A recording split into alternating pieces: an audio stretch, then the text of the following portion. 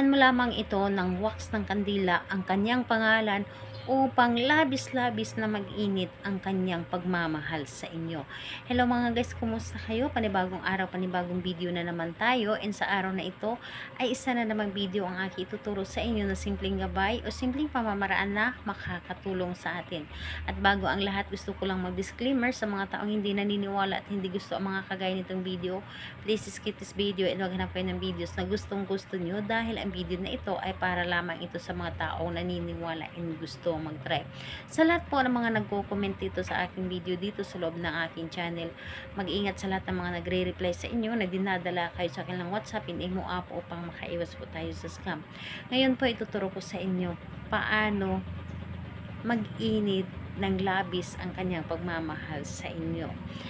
So, kung magtatanong kayo kung pwede ba ito sa magka-LDR at magkalapit, yes po, pwede ito, and pwede rin ito sa mga parihas ang kasarian, yung mga babae at babae and lalaki to lalaki, pwede po. So, syempre sa ating babae at lalaki na mag-partner. And dito po is kailangan natin ng ating gagamitin. Kailangan natin dito ng kandila.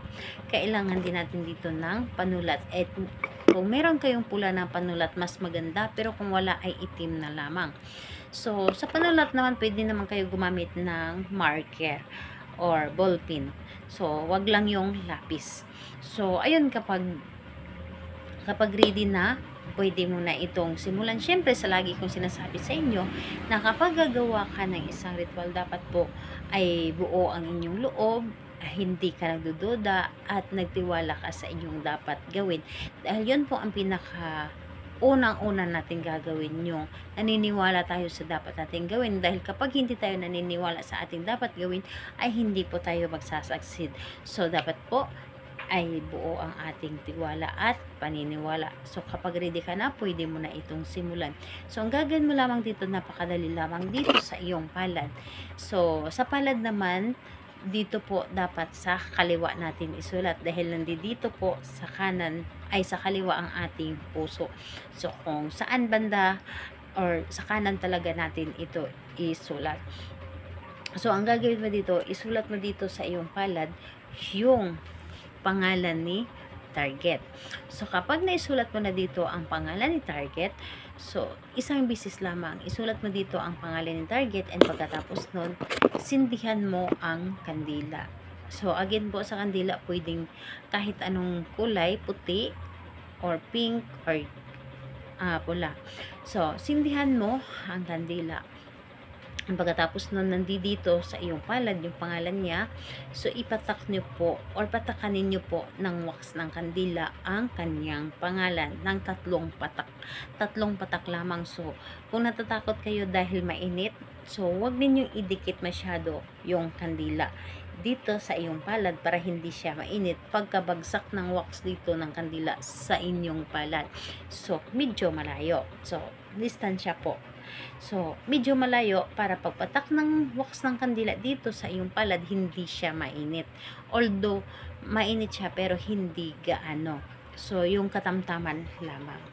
So, 3 patak lamang. Kailangan yung wax ng kandila ay nasentro talaga sa kanyang pangalan. So, 3 patak po ito ng wax ng kandila.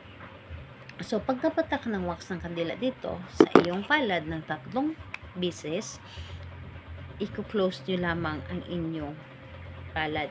So, pagka-close niyo ito, humiling kayo. Humiling kayo sa pamamagitan nito. Ikaw, pangalan at apelyido ng taong minamahal po ninyo, sabihin po ninyo na mag-iinit ng labis-labis ang iyong pagmamahal sa akin. Ako at ako lamang ang iyong mamahalin, at kailanman ay hindi ka manglalamig, bagkos lagi itong mag-init ang iyong pagmamahal sa akin. So, ayun po, pagkatapos nun, i-open nyo na ang inyong palad. And kung magtatanong kayo, yung wax ng kandila dito sa iyong palad, pwede nyo na iyong kunin at itapon po ninyo doon sa labas. Pwedeng sa may bintana or sa harap ng pintuan. Itapon po ninyo ito. So, ayun po, kapag naitapon nyo na ito, ibura ninyo ito sa inyong isip. Ibura ninyo ito para hindi ito hindi ito mapasukan ng negative. And wag na wag ninyong hayaan na magiging negative yung mga iniisip po ninyo.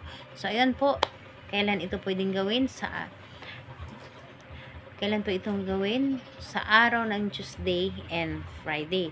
Pero kung hindi kayo makapaghintay ng Tuesday and Friday, pwede naman ito sa kahit anong araw. Basta, pakiramdam po ninyo na para bang hinihila kayo na gawin ito. Ayan po, salamat po sa inyo. Bye bye everyone. God bless us all.